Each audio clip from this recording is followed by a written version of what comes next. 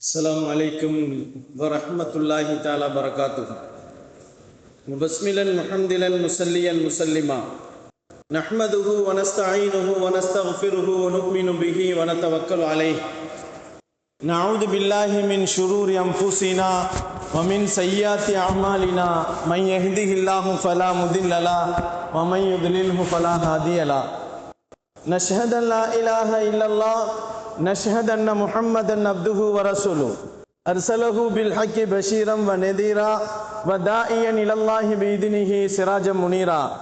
سبحانك لا علم لنا إلا ما علمتنا إنك أنت العليم الحكيم. أما بعد فقد قال الله تعالى في محكم تنزيل والفرقان العليم. أعوذ بالله السميع العليم. بسم الله الرحمن الرحيم. ولله على الناس حج البيت من استطاع إليه سبيلا ومن كفر فإن الله غني عن العالمين. صدق الله مولانا العليم. وقال نبينا صلى الله عليه وسلم الحج المبرور ليس له جزاء إلا الجنة. صدق الله مولانا العليم. صدق رسوله النبي الكريم ونحن على ذلك من الشاهدين والشاكرين والحمد لله رب العالمين. புகழ் அனைத்தும் இரட்சகன் அல்லாஹ்விற்கே உரித்தாகட்டும். பூமான் நபி ஸல்லல்லாஹு அலைஹி வஸல்லம் அவர்களின் மீதும் அருமை நாயகம் ஸல்லல்லாஹு அலைஹி வஸல்லம் அவர்களின் குடும்பத்தார்கள் மீதும் பெருமானார் ஸல்லல்லாஹு அலைஹி வஸல்லம் அவர்களின் தோழர்கள் சஹாபாக்களின் மீதும் தாபீன்கள் மீதும் தபோ தாபீன்கள் மீதும் நல்லவர்கள் நாதாக்கள் உலகத்திலே வாழ்ந்து கொண்டிருக்கக்கூடிய மூமினான முஸ்லிமான அனைத்து சாரார்கள் மீதும் அல்லாஹுவின் கருணையும் சாந்தியும் சமாதானமும் என்றென்றும் நின்று நிலவட்டுமாக. கண்ணியத்திற்குரியவர்களே, அல்லாஹுவின் நல்லடியார்களே, ஹஜ்ஜுடைய காலங்கள் ஆரம்பித்து ஹாஜிகள் எல்லாம் ஹஜ்ஜுக்கு புறப்பட்டு சாறை சாறையாக போய்கொண்டிருப்பதை நாம் பார்த்து கொண்டிருக்கிறோம். சங்கையான காபாவையும் கண்ணியமிக்க ரவுலாவையும் சந்திப்பதற்காக வேண்டி இங்கிருந்து ஹாஜிகள் எல்லாம் உயர்வான அமல்களின் பாக்கியங்களை பெறுவதற்கு ஹஜ்ஜின் பக்கம் விரைந்து சென்று கொண்டிருக்கிறார்கள். இந்த வருடம் செல்லக்கூடியவர்களின் ஹஜ்ஜுகளை அல்லாஹ் மப்ரூராக மக்பூலாக ஆக்க வேண்டும். வருங்காலங்களிலே நாம் ஹஜ்ஜு செய்வதற்கு அல்லாஹ் நமக்கு தௌஃபீக் செய்ய வேண்டும். கண்ணியமானவர்களே, அல்லாஹுவின் நல்லடியார்களே, அல்லாஹுவை பார்க்க வேண்டும், அல்லாஹுவின் இல்லத்திற்கு போக வேண்டும், இறைவனின் நெருக்கத்தை பெற வேண்டும், அவனோடு பொருத்தத்தை பெற வேண்டும் என்ற ஒரு நன்னோக்கத்திலே இந்த கடமையை ஹாஜிகள் செய்து கொண்டிருக்கிறார்கள். அல்லாஹ் திருமறையிலே சொல்லுவான், இன்னி வஜ்ஜஹது வஜ்ஹிய லில்லதி ஃபதர ஸமாவாதி வல் அர்த் ஹனீஃபன் வமா அன மினல் முஷ்ரிகீன். உன்னை நான் முன்னோக்கி விட்டேன், என் முன்னோக்குதல் உன் பக்கமாகிவிட்டது, நீதான் எனக்கு ரப்பு, நான் உன்னுடைய அடிமை என்ற அடிமைத்தனத்தை முழுமையாக வெளிப்படுத்துவதற்காகத்தான் ஹஜ் என்பது நமக்கு சொல்லி காட்டப்படுகிறது. கண்ணியமானவர்களே, அல்லாஹுவின் நல்லடியார்களே, ஹஜ் என்பது அல்லாஹு ஜல்ல ஷானஹு தஆலா நபிகள் நாயகம் ஸல்லல்லாஹு அலைஹி வஸல்லம் அவர்களுக்கு சொல்லி காட்டுவான். ஹஜ் என்பதை முன்னோர்கள் எல்லாம் ஹஜ் செய்தார்கள். எல்லா நபிமார்களும் ஹஜ் செய்திருக்கிறார்கள். எல்லா நேசர்களும் ஹஜ் செய்திருக்கிறார்கள். என்ன நோக்கத்திற்காக வேண்டி இறைவனின் இல்லத்திற்கு போகிறோமோ அந்த நோக்கங்கள் எல்லாம் நமக்கு முழுமை பெறக்கூடியதாக ஆக்கப்படுகிறது. அவனை அடைய வேண்டும், அவனின் மீது பிரியங்கள் வர வேண்டும், அவனோடு நாம் மறுமையிலே சந்திக்க வேண்டும் என்பதை ஆசைப்படக்கூடிய இந்த ஹஜ்ஜுடைய காரியங்கள். நபிகள் நாயகம் ஸல்லல்லாஹு அலைஹி வஸல்லம் அவர்கள் ஹஜ் செய்தார்கள். அவர்கள் வாழ்க்கையிலே ஒரு ஹஜ் தான் செய்தார்கள், பெருமானார் ஸல்லல்லாஹு அலைஹி வஸல்லம். கண்ணியமானவர்களே, பெருமானார் ஸல்லல்லாஹு அலைஹி வஸல்லம் அவர்களுக்கு நமக்கு சொல்லுவார்கள், ஹஜ் என்பது வாழ்க்கையில் ஒரு மனிதனுக்கு நஷ்டத்தை ஏற்படுத்தாது. ஒரு மனிதன் ஹஜ் செய்வதால் அவனுக்கு நஷ்டம் ஏற்படாது. ஒரு மனிதன் ஹஜ் செய்வதால் அவனுக்கு ஏழ்மை ஏற்படாது. ஹஜ் செய்வதால் அவனுடைய ஈமான் அவனை விட்டு போகிவிடாது. ஆனால் அவனுடைய மரணம், ஹஜ் செய்தவருடைய மரணம் ஈமானோடு மரணம் இருக்கும் என்று சொன்னார்கள். வறுமை வராது என்று சொன்னார்கள் பெருமானார் ஸல்லல்லாஹு அலைஹி வஸல்லம். பாவங்கள் மன்னிக்கப்படும் என்று சொன்னார்கள் பெருமானார் ஸல்லல்லாஹு அலைஹி வஸல்லம். கண்ணியமானவர்களே, அல்லாஹ்வின் நல்லடியார்களே, நபிகள் நாயகம் ஸல்லல்லாஹு அலைஹி வஸல்லம் அவர்களை பார்த்து அல்லாஹ் சொல்லுகிறான், வலில்லாஹி அலன் நாஸ் ஹிஜ்ஜுல் பைத் மன் இஸ்ததா இலைஹி சபீலா. யாரெல்லாம் ஹஜ் செய்ய வேண்டும், யாருக்கெல்லாம் உடல் சக்தியும் பணபலமும் இருக்கிறதோ, உடல் பலமும் பணபலமும் யாரிடத்தில் இருக்கிறதோ அவர்கள் ஹஜ் செய்ய வேண்டும், காபாவின் ஆலயத்தை சென்று ஹஜ் செய்ய வேண்டும் என்று அவர்களின் மீது கடமையாக்கப்பட்டிருக்கிறது என்று பெருமானார் ஸல்லல்லாஹு அலைஹி வஸல்லம் அவர்கள் சொல்வார்கள். யார் ஹஜ் செய்யவில்லையோ அதனால் அல்லாஹ்விற்கு எந்த தேவையும் இல்லை. அவன் ஹஜ் செய்யாமல் விட்டுவிட்டால் அல்லாஹ்வுக்கு எந்த தேவையும் இல்லை. ஆனால் ஹஜ் கடமையாகி ஒரு மனிதன் ஹஜ் செய்யவில்லை என்று சொன்னால் பெருமானார் ஸல்லல்லாஹு அலைஹி வஸல்லம் கடிந்து சொன்னார்கள், அவன் மரணிப்பது யூதனாக மரணிக்கட்டும் அல்லது கிறிஸ்தவனாக மரணிக்கட்டும் என்று சொன்னார்கள். ஆக ஹஜ் செய்வது ஒவ்வொரு மூமின்களின் மீது அவர்களின் ஆயுளில் ஒரு முறை ஹஜ் செய்வது கடமையாக்கப்பட்டிருக்கிறது. கண்ணியமானவர்களே, அல்லாஹ்வின் நல்லடியார்களே, நபிகள் நாயகம் ஸல்லல்லாஹு அலைஹி வஸல்லம் சொன்னார்கள், ஹஜ் என்பது இஸ்லாமியர்களுக்கு ஐம்பெரும் கடமைகளிலே அது ஒரு கடமை என்பதாக சொல்லப்படுகிறது. வாழ்க்கையிலே ஒரு முறையாவது அவன் ஹஜ் செய்ய வேண்டும், அவனுடைய ஆயுளிலே ஒரு முறை அவன் ஹஜ் செய்ய வேண்டும். இந்த பயணத்தின் மூலமாக அல்லாஹ்வின் அன்பையும் அவனின் நெருக்கத்தையும் பெற முடியும் என்று சொல்வார்கள். அதுதான் நமக்கு நோக்கம் என்று சொல்வார்கள். ஹஜ் செய்வதால் எந்த இறை தூதர்களும் ஹஜ் செய்யாத எந்த இறை தூதர்களும் இல்லை, எல்லா இறை தூதர்களும் ஹஜ் செய்திருக்கிறார்கள் என்பதை பெருமானார் ஸல்லல்லாஹு அலைஹி வஸல்லம் பதிவு செய்திருக்கிறார்கள். கண்ணியத்திற்குரியவர்களே, அல்லாஹ்வின் நல்லடியார்களே, ஹஜ்ஜுக்காக வேண்டி நபீனா இப்ராஹிம் அலைஹிஸ்ஸலாம் அழைப்பு விடுத்தார்கள்.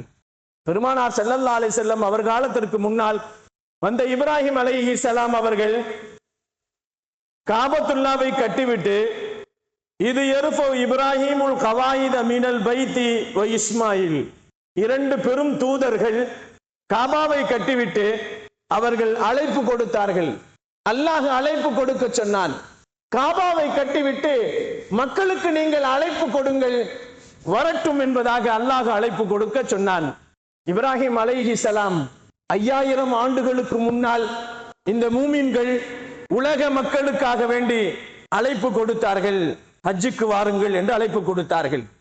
இந்த ஹஜ்ஜினுடைய அழைப்பை யாரெல்லாம் கேட்டார்களோ அவர் அந்த நேரத்தில் உயிராக இருந்தாலும் மனிதனாக இருந்தாலும், அல்லது அவன் மனிதனாக இல்லாமல் அவன் அருவாகுகளாக இருந்தாலும், ரூகுகளாக இருந்தாலும், அரூபியாக இருந்தாலும், அணுவாக இருந்தாலும், அந்த நேரத்தில் இந்த வார்த்தைக்கு இப்ராஹிம் அலைஹிஸ்ஸலாம் அவர்கள் சொன்ன வார்த்தைக்கு லப்பைக் என்று சொல்லி இருந்தால் அவர்கள் ஹஜ் செய்வார்கள் என்று சொல்லப்படுகிறது. நபிகள் நாயகம் ஸல்லல்லாஹு அலைஹி வஸல்லம் அவர்கள் சொன்னதாக அலி ரலியல்லாஹு தஆலா அவர்கள் சொல்லுவார்கள், ஃபமன் லப்ப தல்பியத்தன்,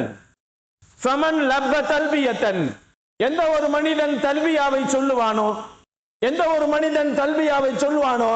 ஃபமன் லப்ப தல்பியத்தன் வாஹிதத்தன், ஒரே ஒரு தல்பியாவை ஒரு மனிதன் சொன்னால், ஹஜ்ஜத்தன் வாஹிதத்தன், அவன் ஒரே ஒரு ஹஜ்ஜை செய்வான் என்று சொன்னார்கள். அதே போன்று ஃபமன் லப்ப மர்ரத்தைன் ஹஜ்ஜத்தைன், அவன் 2 முறை தல்பியாவை சொல்லி இருந்தால் அவன் 2 முறை ஹஜ் அவனுக்கு கடமையாகும் என்று சொன்னார்கள், அவன் செய்வான் என்று சொன்னார்கள். ஒமன் ஜாத சாஹிப தாலிகை என்று சொன்னார்கள் பெருமானார் ஸல்லல்லாஹு அலைஹி வஸல்லம். அதை விட அதிகமாக சொல்லி இருந்தால் அவன் அதிகமாக ஹஜ் செய்வான் என்று சொன்னார்கள். கண்ணியமானவர்களே, அல்லாஹ்வின் நல்லடியார்களே, இந்த ஹதீஸினுடைய கருத்து என்னவென்று சொன்னால், நபீனா இப்ராஹிம் அலைஹிஸ்ஸலாம் அவர்கள் ஹஜ்ஜுக்காக வேண்டி அழைப்பு கொடுத்தார்கள் 5000 ஆண்டுகளுக்கு முன்னால்.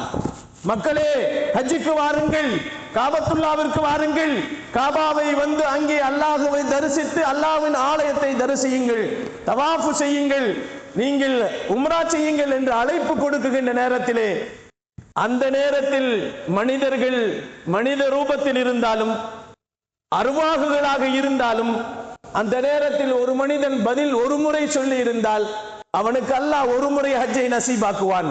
2 முறை சொல்லி இருந்தான் என்று சொன்னால் 2 முறை அவனுக்கு ஹஜ்ஜை நசீபாக்குவான். பல முறைகள் அவன் சொல்லி இருந்தால் அவனுக்கு பல முறைகள் ஹஜ் நசீபாக்கும் என்பதை பெருமானார் ஸல்லல்லாஹு அலைஹி வஸல்லம் அவர்கள் நமக்கு சொல்லி காட்டுவார்கள்.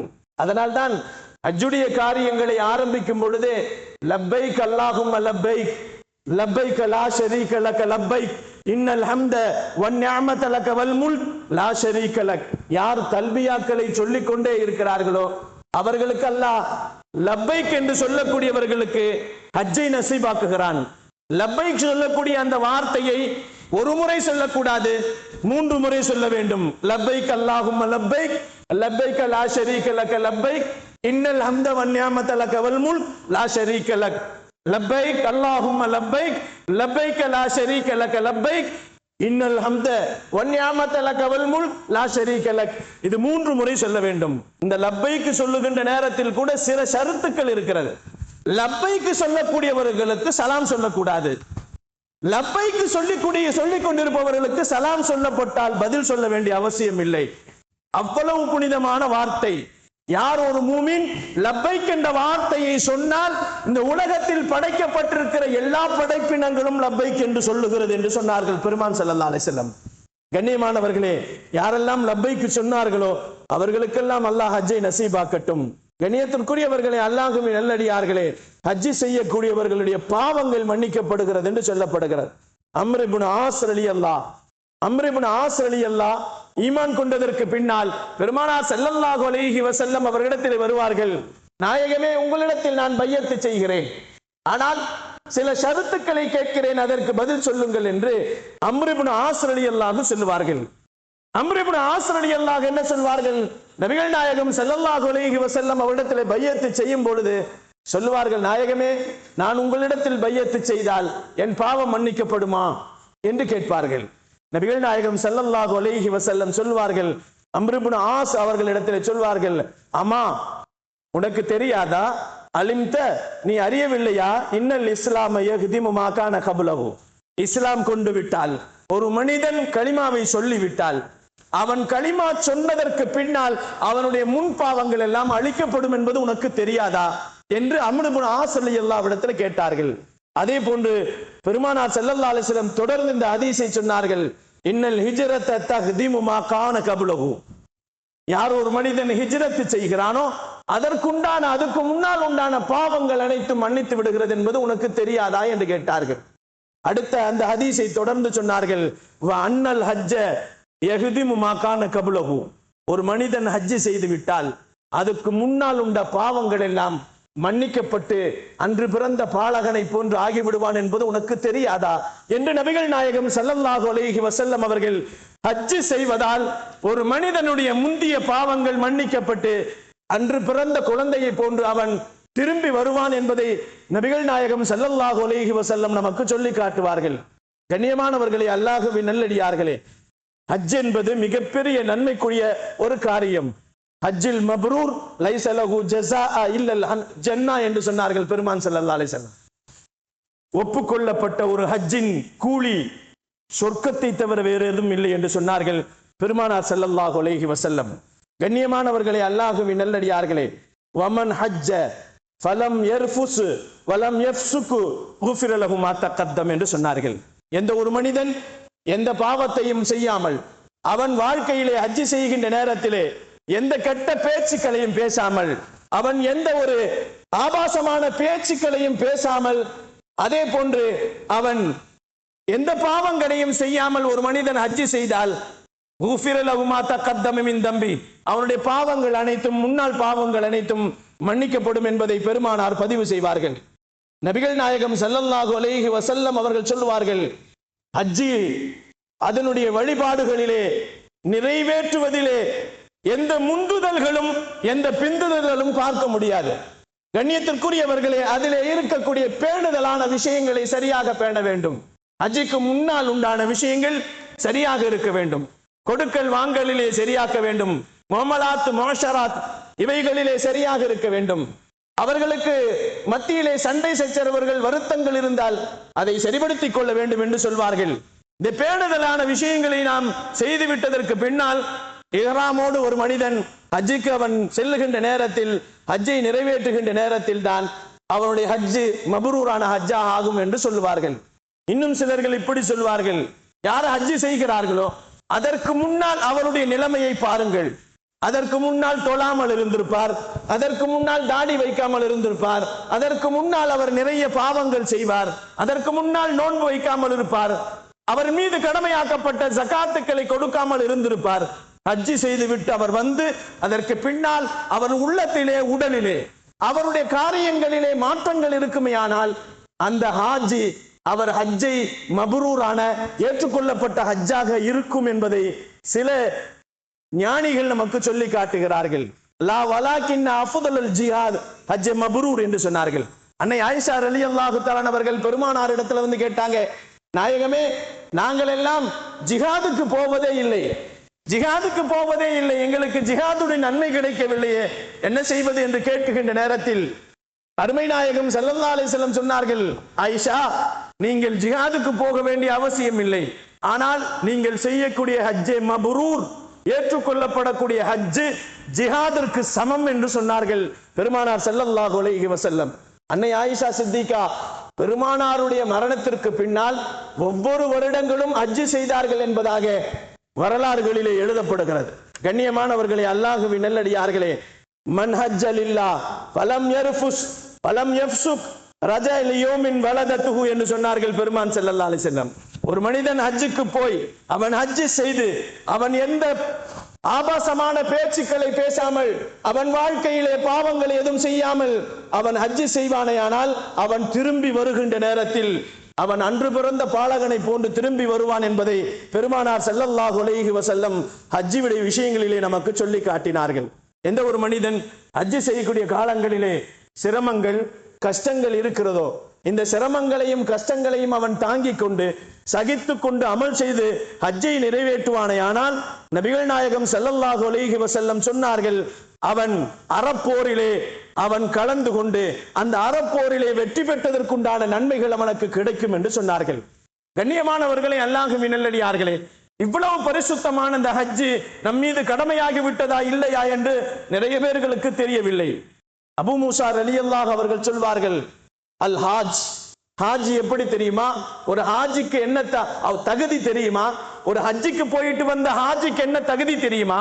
நபிகள் நாயகம் ஸல்லல்லாஹு அலைஹி வஸல்லம் அவர்கள் சொன்னதாக அபூ மூஸா ரலியல்லாஹு அவர்கள் நமக்கு சொல்வார்கள், அல் ஹாஜ் யஷ்ஃபி அர்பஅத்தின் அஹ்லுல் பைத் என்று சொன்னார்கள். கால வமன் அஹ்லுல் பைத் என்று கேட்டார்கள் பெருமான் ஸல்லல்லாஹு அலைஹி வஸல்லம். அவர்களிடத்திலே சஹாபாக்கள் கேட்டார்கள், நாயகமே, ஒரு ஹாஜி ஹஜ்ஜுக்கு போய்விட்டு வந்தால் 400 குடும்பங்களுக்கு அவர் சிபாரிசு செய்வதற்கு அல்லாஹ் அனுமதி கொடுத்திருக்கிறான் என்று சொன்னார்கள். கண்ணியமானவர்களே, மப்ரூரான மக்பூலான ஹஜ்ஜை செய்த ஒரு ஹாஜியினுடைய தகுதியை பெருமானார் ஸல்லல்லாஹு அலைஹி வஸல்லம் பதிவு செய்கின்ற நேரத்திலே அருமை நாயகம் சொன்னார்கள், 400 குடும்பங்களுக்கு அவர்கள் சிபாரிசு செய்வதற்குண்டான பாக்கியம் இருக்கிறது என்று சொன்னார்கள். கண்ணியமானவர்களே, அல்லாஹ்வின் நல்லடியார்களே, அதனால் தான் பெருமானார் தொடர்ந்து சொன்னார்கள், மன் அராதல் ஹஜ்ஜ, யார் ஒரு மனிதன் ஹஜ்ஜை நாடிவிட்டால், ஹஜ்ஜு செய்ய வேண்டும் என்று உள்ளத்தில் அவன் நினைத்து விட்டால், ஃபல்யதஅஜ்ஜல், அவன் சீக்கிரமாக ஹஜ்ஜு செய்யட்டும், தள்ளி போட வேண்டாம் என்று சொன்னார்கள். ஹஜ்ஜு உனக்கு கடமையாகிவிட்டால் தள்ளி போட வேண்டாம். உடல் சக்தி இருக்கிறது, பணபலம் இருக்கிறது, ஆனால் நீ வீடு கட்ட வேண்டும் என்று தள்ளி போடாதே, நீ கடை கட்ட வேண்டும் என்று தள்ளி போடாதே. ஹஜ்ஜை வேறொரு காரியத்தை கொண்டு தள்ளி போடுவது என்பது உன்னுடைய காரியத்தை அல்லாஹ் தள்ளி போட்டு விடுவான். மரணம் நமக்கு பின்னால் இருக்கிறது, பிறடிக்கு பின்னால் மரணம் இருக்கிறது. ஆகையால் நான் வீட்டை கட்டிவிட்டு தான் ஹஜ்ஜுக்கு போவேன், என் பிள்ளைகளுக்கு மனம் முடித்து வைத்து விட்டு தான் ஹஜ்ஜுக்கு போவேன் என்று சொல்ல வேண்டிய அவசியம் இல்லை. எந்த காரியத்தை கொண்டும் ஹஜ்ஜை பிற்படுத்துவது இஸ்லாத்தில் அனுமதிக்கவில்லை.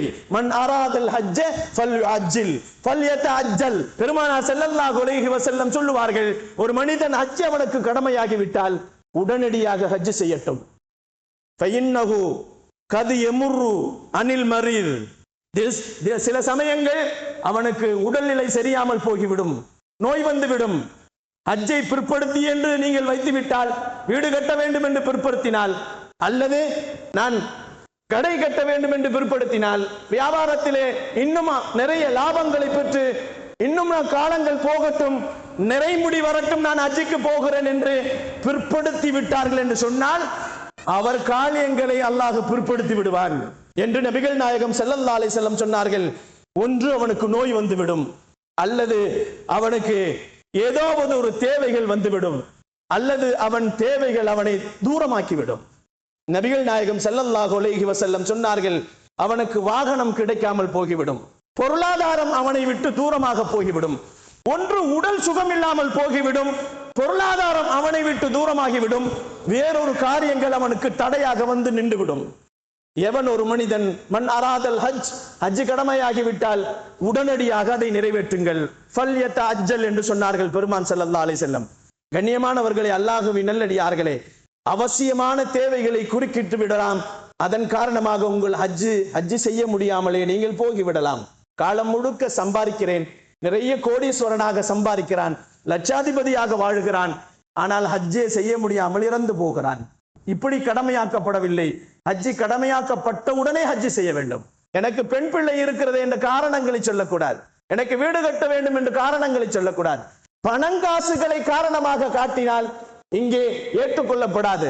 ஆனால் ஹஜ்ஜி செய்ய வேண்டும் என்ற ஆதங்கங்களும் ஆசையும் உள்ளத்தில் இருந்தால் ரப்பு தன் இல்லத்திற்கு அழைத்து சென்று விடுவான். காசு ஒரு பெரிய நோக்கம் இல்லை, காசு ஒரு பணங்கள் நமக்கு நோக்கம் கிடையாது. கம்மியான சம்பளம் வாங்குகிறேனே, நான் எப்படி ஹஜ்ஜிக்கு போவேன் என்று நினைக்க வேண்டிய அவசியம் இல்லை. என் வருமானம் கம்மியாக இருக்கிறது, நான் எப்படி ஹஜ்ஜிக்கு போக வேண்டும் என்று நாம் நினைக்க வேண்டியதில்லை. செருப்பு தைத்த தொழிலாளிகள் எல்லாம் ஹஜ்ஜிக்கு போனார்கள், இடியாப்பம் வித்த தொழிலாளிகள் எல்லாம் ஹஜ்ஜிக்கு போனவர்கள் இருக்கிறார்கள். கண்ணியமானவர்களே, அல்லாஹ்வின் நல்லடியார்களே, உள்ளத்திலே உறுதி வந்து விட்டால் அந்த இடத்திற்கு அல்லாஹ் அழைத்து சென்று விடுவான். பணங்காசுகள் நமக்கு தேவையில்லை. பணங்காசுகளை அல்லாஹ் அதற்குண்டானவைகளை தேவைகளை நமக்கு கொண்டு வந்து பூர்த்தி ஆக்கி விடுவான். கண்ணியமானவர்களே, முடிவெட்டக்கூடிய தொழிலாளி கூட ஹஜ்ஜிக்கு போனதாக சரித்திரங்கள் இருக்கிறது. கண்ணியமானவர்களே, அல்லாஹ்வின் நல்லடியார்களே, இஸ்லாத்தை பொறுத்தவரை நம்மிடத்திலே சிலர்கள் இப்படியும் சொல்லிக் கொண்டிருக்கிறார்கள், இன்னும் எங்க அத்தாவே ஹஜ்ஜிக்கு போல, நான் எதுக்கு ஹஜ்ஜிக்கு போனோம்? எங்க அண்ணனே இன்னும் ஹஜ்ஜிக்கு போல, நான் எதுக்கு ஹஜ்ஜிக்கு போனோம்?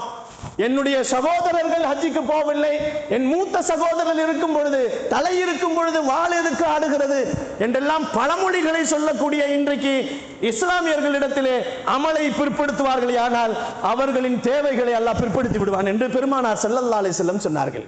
கண்ணியமானவர்களே, எங்க அண்ணனே ஹஜ்ஜிக்கு போகலன்ட்டு நாம ஹஜ்ஜிக்கு போகாம இருந்தா அவருக்கு முன்னாடி நம்ம மூத்தா போயிட்டா, மௌத்துக்கு அல்லாஹ் ஜல்ல ஷானஹு தஆலா நேரங்களை நிர்ணயம் பண்ணவில்லை. அல்லாஹ் ஜல்ல ஷானஹு தஆலா அமல்களுக்கு நேரம் நிர்ணயங்கள் இல்லை.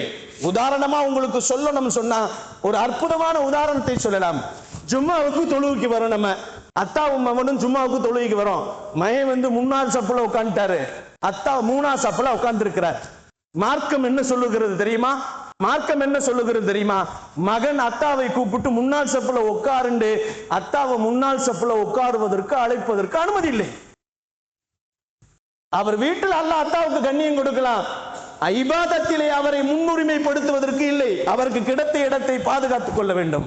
அவருக்கு கிடைத்த முன்சப்பை அடுத்தவர்களுக்கு விட்டு கொடுப்பதற்கு மார்க்கத்தில் இடமில்லை. அது தந்தையாக இருந்தாலும் சரி, தனையனாக இருந்தாலும் சரி, சகோதரனாக இருந்தாலும் சரி, நண்பனாக இருந்தாலும் சரி, விட்டு கொடுக்க வேண்டிய அவசியம் இல்லை. வந்துட்டாரு, எனக்கு தெரிஞ்சவர் இந்த ஏரியாவுடைய எம்எல்ஏ வந்துட்டாரு, கனி முன்சப்புல நிக்க வைக்க அவசியம் இல்லை. உனக்கும் இடம் கிடைத்தால் அந்த இடத்தை நீயே தக்க வைத்துக் கொள் என்று இஸ்லாம் சொல்லுகிறார். அதே போன்றுதான் அண்ணனுக்கு வசதி இல்ல, தம்பிக்கு வசதி வந்து விட்டது, ஹஜ்ஜி கடமையாகி விட்டது என்றால் அண்ணன் இன்னும் ஹஜ்ஜிக்கு போல நீ ஒத்தி போடக்கூடாது. உனக்கு கடமையாகிவிட்டால் அண்ணன் போகாட்டியும் சரி, அப்பன் போகாட்டியும் சரி, தந்தை போகாவிட்டாலும் சரி, உனக்கு கடமையாகிவிட்டால் மன் அராதல் ஹஜ் ஃபல்யுஅஜ்ஜில், ஹஜ்ஜை நிறைவேற்றி விடுங்கள் என்பதை அல்லாஹு ஜல்ல ஷானஹு தஆலா நபிகள் நாயகம் ஸல்லல்லாஹு அலைஹி வஸல்லம் அவர்கள் மூலமாக நமக்கு சொல்லி காட்டுகிறார்கள். கண்ணியமானவர்களே, இபாதத்தில் அண்ணனை, தம்பிய, நம்முடைய சகோதரர்களை, அத்தாவை காரணம் காட்டிக் கொண்டு ஹஜ்ஜை பிற்படுத்தினால் அல்லாஹ் உங்களுடைய தேவைகளை தூரமாக்கி விடுவான். உங்களுக்கு வர வேண்டியவைகளை அல்லாஹ் தூரமாக்கி விடுவான். வீடு கட்டணும், அதனால நான் ஹஜ்ஜிக்கு அப்புறமா போறேன், நான் அதே மாதிரி வீடு கட்டுறது மட்டும் இல்லாம நல்லா சம்பாதிச்சுட்டு ஹஜ்ஜிக்கு போறேன், இந்த கதையெல்லாம் வேலைக்கு ஆகாது. ஹஜ்ஜு உன் மீது கடமையாகுவதற்கு உடல் சுகம், பணம் உன்னிடத்தில் இருக்குமே ஆனால், ஹஜ்ஜிக்கு போகக்கூடிய பணங்கள் இருக்குமே ஆனால் அதை உன் மீது ஹஜ்ஜி கடமையாகிவிட்டது, அந்த ஹஜ்ஜை நீ நிறைவேற்றியே ஆக வேண்டும் என்று இஸ்லாம் சொல்லுகிறது. அவன் உடனடியாக ஹஜ்ஜி செய்யட்டும் என்று நபிகள் நாயகம் ஸல்லல்லாஹு அலைஹி வஸல்லம் அவர்கள் நமக்கு சொல்லி காட்டுகிறார்கள். ஹஜ்ஜியை மட்டுமல்ல, எந்த காரியத்தையும் நீங்கள் தள்ளி போடாதீர்கள். இன்னும் கொஞ்ச காலம் ஆகட்டும், அப்புறமே தாடி வைக்கிறேன், தள்ளி போடாதீர்கள். இன்னும் கொஞ்ச காலம் ஆகட்டும், நான் தொழுதுக்கிறேன், இப்பவே தொழுகணுமா? கடமையாக்கப்பட்டால் உடனே ஹஜ்ஜி. ஒரு மனிதன் வயதுக்கு வந்து விட்டால், அவன் மீது ஹஜ்ஜி கடமையாகிவிட்டால் உடனே ஹஜ்ஜி செய்யணும். அவனுக்கு வயது வரம்புகள் இல்லை. ஏனென்று சொன்னால் மரணத்திற்கு வரம்புகள் இல்லை. ஒரு மனிதன் பிறக்கும் பொழுதே இறந்து போகிறான், சிறிய வயதிலே இறந்து போகிறான், கிழவனாகி இறந்து போகிறான், அவன் 100 வயதிலும் இருக்கிறான், 1 வயதிலும் இறந்து போகிறான் அல்லவா? மரணத்திற்கும் காரணங்கள், நேரங்கள் இல்லை. அதே போன்று இபாதத்திற்கு நம் மீது கடமையாகிவிட்டால் தள்ளி போடுவதற்கு உரிமை இல்லை. கண்ணியத்திற்குரியவர்களே, அல்லாஹுவின் நல்லடியார்களே, நாம் மரணிப்பதற்கு முன்னால் அல்லாஹ்விடத்திலே நாம் போராடி நாம் ஹஜ்ஜுக்கு போக வேண்டும் என்று கேட்க வேண்டும். கண்ணியமானவர்களே, எவ்வளவு வயசானாலும் நாம் கேட்கணும் அல்லாஹ்ட்ட, யா அல்லாஹ், என்னுடைய ரூஹு பிரிவதற்கு முன்னால் நான் நிச்சயமாக காபாவிலே வந்து ஹஜ்ஜு செய்ய வேண்டும். அந்த ரவுலாவை, நபிகள் நாயகம் ஸல்லல்லாஹு அலைஹி வஸல்லம் அவர்களின் ரவுலா ஷரீஃபை நான் சந்திக்க வேண்டும், சலாம் சொல்ல வேண்டும், பெருமானார் எனக்கு பதில் சொல்ல வேண்டும் என்ற உறுதி மனத்திலே வந்து விடுமையானால் அவன் குடுகுடு கிழவனானால் கூட அல்லாஹ் கூட்டிட்டு போயிடுவான். உடல்ல சக்தியே இல்லாட்டி கூட அவன் உள்ளத்தில் ஈமான் பலமாக, அவனுடைய நம்பிக்கை பலமாக இருக்குமே, ஆனால் என் உயிர் பிரிவதற்கு முன்னால் நான் காபாவுக்கு வர வேண்டும் என்று நம்முடைய உள்ளத்திலே நமக்கு உறுதி வறுமையானால் ஹஜ்ஜின் பக்கம் அழைத்து செல்வது அல்லாஹ்வின் பொறுப்பு. ஹஜ்ஜின் பக்கம் அழைத்து செல்வது அல்லாஹுவின் பொறுப்பாக இருக்கிறது. அன்பிற்கினியவர்களே, அல்லாஹுவின் நல்லடியார்களே, இந்த வருடத்திலே ஹஜ்ஜுக்கு செல்லக்கூடியவர்கள் அல்லாஹுவின் புறத்திலே அவர்கள் தங்களுடைய தேவைகளை எல்லாம் பூர்த்தி செய்து கொண்டு புறப்பட்டு கொண்டு போய்கொண்டே இருக்கிறார்கள். அடுத்த வருடங்களிலே நாம் ஹஜ்ஜு செய்வதற்கு நியத்து வைக்க வேண்டும். இன்ஷா அல்லாஹ் அடுத்த வருடங்களிலே ஆரோக்கியமாக பணபலங்களையும் உடல் பலத்தையும் அல்லாஹ் கொடுத்து ஹஜ்ஜை சரியாக நிறைவேற்ற வேண்டும் என்ற உள்ளத்திலே நாம் உறுதி கொண்டோம் என்று சொன்னால் நிச்சயம் நமக்கு ஹஜ்ஜை அல்லாஹ் நசீபாக்குவான். அவன் தன் இல்லத்திற்கு அழைத்து செல்வான். கண்ணியமானவர்களே, அல்லாஹுவின் நல்லடியார்களே, கடந்த வருடங்களிலே நாம் பார்க்கின்ற நேரத்திலே நமக்கெல்லாம் ஆச்சரியமாக இருக்கிறது. எப்படி என்று சொன்னால், நாம் சில நேரங்களிலே பார்த்தால் ஹஜ்ஜு செய்வதற்கு மிக கடுமையான கஷ்டமாக இருக்கும். கப்பல்ல போகணும். ஒரு காலத்துல கப்பல்ல போகணும்னா இங்க மெட்ராஸ்ல இருந்து, சென்னையில இருந்து போக முடியாது. நாம போகணும்னு சொன்னா நம்ம பம்பையில இருந்து தான் போகணும். பம்பையில இருந்து போகணும். அப்படி பம்பையில இருந்து போகக்கூடியவர்கள் 1 மாதங்கள் அல்ல, 6 மாதங்கள் அவர்கள் பயணம் செய்து, அவர்கள் கப்பலுக்கு பயணத்திலே செய்து 6 மாதங்கள் 1 வருடங்கள் அவர்கள் திரும்பி வருவதற்கு ஆகும். அவர்கள் தங்களுடைய வீடுகளுக்கு தபால் எழுதி போட்டால் அவர்களே வந்து சேர்ந்து விடுவார்கள், தபால் வந்து சேராது. அவ்வளவு நாட்கள் ஆகும். அன்றைய காலகட்டத்திலே நிறைய தூர தொலைவுகளுக்கு போகுவதற்காக வேண்டி சீக்கிரமாக போகுவதற்குண்டான வசதிகள் எதுவும் இல்லை. இன்றைக்கு 6 மணி நேரத்திலே இங்கிருந்து ஜித்தாவிற்கு போகிவிடலாம். அல்லாஹ் நாட்டங்களை, நெருக்கங்களை, துன்யாவை சுருக்கிவிட்டான், நேரங்களையும் சுருக்கிவிட்டான். கண்ணியமானவர்களை 5 மணி நேரங்கள் போதும் என்பதையும் நமக்கு சுட்டி காட்டுகிறார்கள். கண்ணியத்திற்குரியவர்களே, அல்லாஹுவின் நல்லடியார்களே, இவ்வளவு சுருக்கமாகிய இந்த உலகத்திலே நாம் வாழ்ந்து கொண்டிருக்கிறோம். அதே போன்றுதான் கடந்த நீண்ட காலத்திற்கு முன்னால் பம்பையிலே சென்று ஹஜ்ஜுக்கு போகக்கூடியவர்களுடைய வாழ்க்கையை நாம் பார்க்கின்ற நேரத்திலே ஒரு ஹஜ்ஜாம் வரக்கூடிய ஹாஜிகளுக்கு முடிகளை ஒதுக்கி விடக்கூடியவர், முடிகளை மொட்டையடிக்கக்கூடியவர், அவர் பம்பையில ஹஜ்ஜாமாக இருந்தார். அவர் எல்லா ஹாஜிகளுக்கும், வரக்கூடிய ஹாஜிகளின் முடிகளை அவர் சரியாக ஒதுக்கிவிடக்கூடிய ஒரு பொழைப்பு அவருக்கு இருந்து கொண்டிருந்தது. அவர்கிட்ட ஒரு ஹாஜி கேட்டாராம், நீங்க இவ்வளவு ஹாஜிகளுக்கெல்லாம் நிறைய முடியெல்லாம் நீங்க ஒதுக்கி விடுறீங்க, ட்ரிம் பண்ணி விடுறீங்க, மீசையை வெட்டுறீங்க, அவர்களுடைய முடிகள் எல்லாம் ஒழுக்கப்படுத்தி விடுறீங்க, நீங்க ஹஜ்ஜாமா இருக்கிறீங்க, உங்களுக்கு எத்தனை ஹாஜிகள் துவா செய்வாங்க, உங்களுக்கு ஹஜ்ஜி நசீபாகலையான்னு கேட்டார். அவர் கேட்ட உடனே அவர் சொன்னார், ஆமா எனக்கு ஹஜ்ஜி நசீபாகலை, ஆனா நான் சம்பாதிக்கிற அந்த சொற்பமான காசை வச்சு சாப்பிட்றதுக்கும் நம்ம பிள்ளைகளுக்கு செலவு செய்யறதுக்கும் சரியா போகுது, வருமானங்கள் எடுத்து மிச்சம் வைக்கிறதுக்கு எனக்கு காசு இல்லை என்று அவர் சொன்ன உடனே வசதி படைத்தவர் அவர் என்ன சொன்னார், நீங்கள் புறப்படுங்கள், நான் உங்களை அழைத்து செல்லுகிறேன் என்று அவர் அழைத்து போனார். ஹஜ்ஜை அல்லாஹ் ஜல்ல ஷானஹு தஆலா உள்ளத்தில் நமக்கு நிச்சயமாக ஈமானோடு ஒரு ஆசையோடு இறைவனை அவனுடைய இல்லத்தை சந்திக்க வேண்டும் என்ற ஆசையும் பாசமும் இருக்குமே ஆனால் நிச்சயமாக ஹஜ்ஜுக்கு போக முடியும். நாளெல்லாம் ஹஜ்ஜுக்கு போவனான்னு எனக்கே சந்தேகமா இருந்துச்சு. என்னுடைய வருமானங்களை பார்த்தால் யாரும் அந்த வருமானங்களிலே ஹஜ்ஜு போக முடியுமா என்று நினைத்து பார்க்க முடியாது. 2019 ஹஜ்ஜுக்கு போய்விட்டு வந்து விட்டேன். அல்லாஹ்வுடைய மாபெரும் கிருபை அது. கண்ணியமானவர்களே, அல்லாஹ்வின் நல்லடியார்களே, ஹஜ்ஜுக்கு போவதற்கு பணம் காசு தேவையில்லை. அல்லாஹ்வினுடைய அந்த இல்லத்திற்கு போகக்கூடிய நேரத்தில் அந்த உள்ளத்தில் இருக்கின்ற அந்த அல்லாஹ்வின் உருக்கம், நிச்சயமாக நான் ஹஜ்ஜுக்கு போகணும், நான் ஹஜ்ஜுக்கு போகணும் என்று உங்களுடைய உள்ளங்களில் உருக்கம் ஏற்பட்டு விட்டால் நிச்சயமாக நீங்கள் அல்லாஹ்வினால் அழைக்கப்படுவீர்கள், ஹஜ்ஜுக்கு போக முடியும். இதில் எந்த சந்தேகமும் இல்லை. ஒவ்வொரு ஹாஜிகளும் தங்கள் உள்ளத்தில் கேட்டுக்கொண்டேதான் இருந்திருப்பார்கள். அவர்கள் கேட்டுக்கொண்டு அல்லாஹ்வினுடைய அந்த பொருத்தத்தை பெற்றவுடன் அவர்களுக்கு அல்லாஹ் தஆலா தன் இல்லத்தின் பக்கம் அழைத்து விடுகிறான். கண்ணியமானவர்களே, அல்லாஹ்வின் நல்லடியார்களே, நாம் எல்லாம் நியத்து வைக்க வேண்டும். கடந்த வருடங்களிலே ஹஜ்ஜுக்கு சென்றவர்கள் இந்த வருடங்களிலே ஹஜ்ஜுக்கு சென்று கொண்டிருக்கிறார்கள்.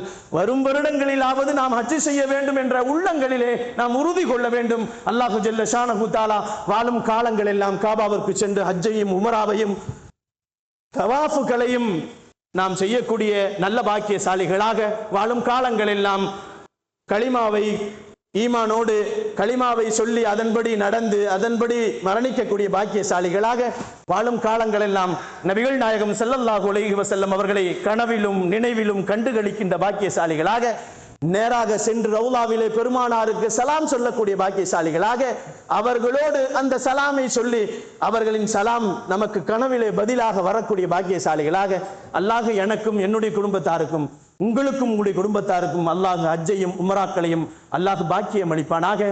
வாஹிரு தாவானா வனில் ஹம்துலில்லாஹி ரப்பில் ஆலமீன். அஸ்ஸலாமு அலைக்கும் வரஹ்மத்துல்லாஹி தஆலா பரகாத்து. சுன்னத்து தொழுது கொள்ளுங்கள்.